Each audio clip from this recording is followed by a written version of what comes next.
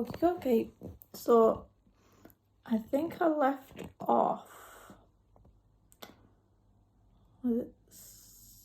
on Saturday the 21st, Saturday the 21st, and I was saying about I'd gotten that letter and it wasn't great, saying that I had a neuroendocrine tumour. And then on Monday the 23rd October, I had my appointment with the consultant.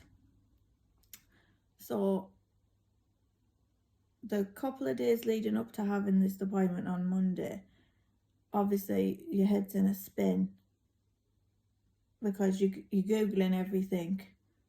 And so based off of Google, there's 4 types of these, or 4 stages of these neuroendocrine tumours. One being like the best option, the one that's easiest to deal with, and then you go down to 4, which is basically you've got like a year, tops to 5 years life expectancy.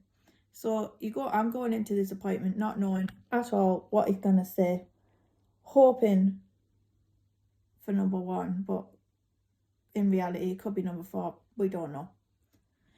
And at this point I haven't told any of my family or anything because I was just hoping he was gonna say, oh, we made a mistake, it's nothing. So anyway, we goes in to this appointment and my husband's with me, and the consultant's just acting all a bit blasé, like he's not looking at me, he's looking at the computer and he's talking to the computer but talking to me. And he kept saying, oh, this thing, yeah, so this thing. And I paused, I stopped and I went, this thing? What are you calling it this thing for? You mean cancer? You wrote me a letter saying I have a neuroendocrine tumour, which is cancer. So what are you saying thing for?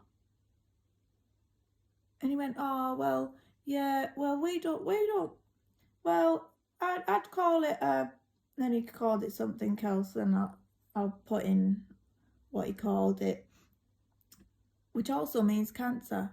And basically he was saying that, oh, they don't like to say cancer. And I was like, well, it is what it is. You wrote me a letter saying it, just say it.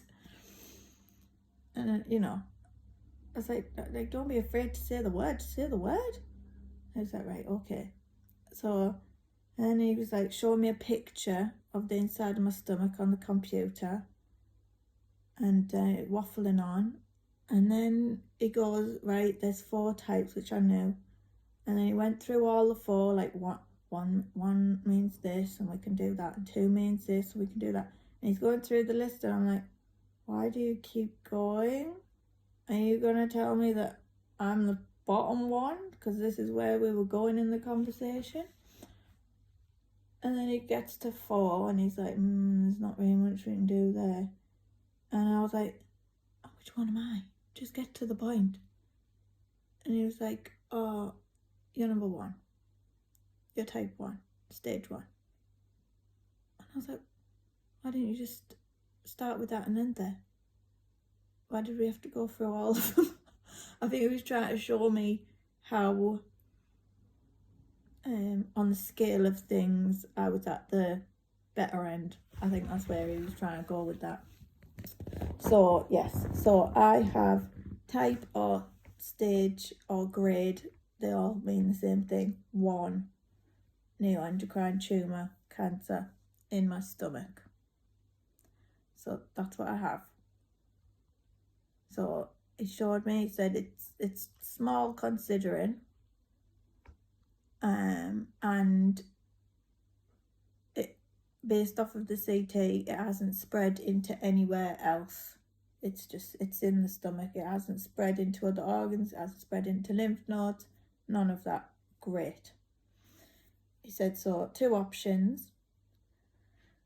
We can leave it, not do anything for now. We don't have to do anything now. We can leave it. We can monitor it. Regular scans, regular tests. When it becomes bigger or when there become symptoms or whatever, then do something about it. Surgery. Or second option, we can do surgery now. Take it out. Obviously there's risks in the surgery, so it's whether you want to do it now and have risk or wait till it's bigger and then do it, and it's more worth the risk, I suppose. And he said you don't have to make a decision now. You can go away and think about it. And I looked at him and I went, the decision's already made. It's quite an easy decision to make. You're doing the surgery now. And he was like, well, okay then, yeah, if that's, if that's what you want to do. And I was like, not just for me, but for my family's mental well-being. Can you imagine if my family knows I've got cancer in my stomach and it's just playing on their mind for like up to a year whilst we just like all sit and wait to see how far it grows? I said, at least if we do the surgery now, and he explained that they can do it telescopically. Whilst it's small, they can do it telescopically. I said, just do that, then it's out. You've gotten it all out. He said there'll be no further treatment necessary because they would have gotten all the cells out. And it'll be forgotten about. We can close the book. Don't need to worry about it again. That for me is the best option, health-wise and mental health, physical health and mental health-wise. Not just for me, but for friends and family as well. And I said, I've got kids. I've got 2 little kids. If I get it out now, they won't even remember. Whereas if I leave it and it becomes a big problem and Mummy gets more ill, more poorly, then it interrupts their childhood.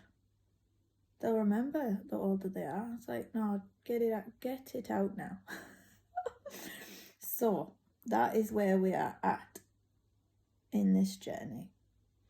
I have a small neuroendocrine tumour in my stomach that we are going to be removing via telescopic surgery, and once it's out and once hopefully there is none of the risks that could happen in the surgery happen, then hopefully we can close the book on cancer in my stomach. So that's that. This Saturday coming, I think it's the 28th, I have a second look ultrasound appointment. A second look ultrasound because I had an MRI done. They said they've found something. They don't want to tell me what it is. Could be anything. And they are wanting to do a second look ultrasound because apparently they can get more data for whatever they've found that way. And then they're going to give me the results of them 2 scans. This is from gynecology. This is to do with my pelvis and my endometriosis. And I will be getting the results of that on Tuesday the 31st.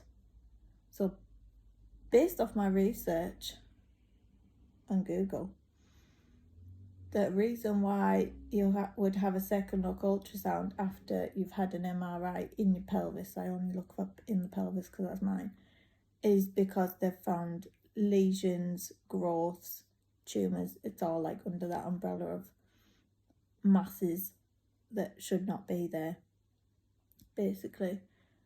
So that's what I'm assuming they're going to be telling me, because you don't have a second look ultrasound if they haven't found something. So we shall see what they're going to tell me about that. I already had surgery back in July to take out an endometriotic or tumour, and that was a really large one. It went all the way through to the back of my pelvis, front to back. So and my consultant's already said she assumes that there's more in there, so we'll see what them results come back as. But yeah, I'll be glad when the stomach book's closed and the pelvis gynecology book's closed, and we can get onwards and upwards. But yeah, I'll check back in and let you know how my next appointments go. Bye guys.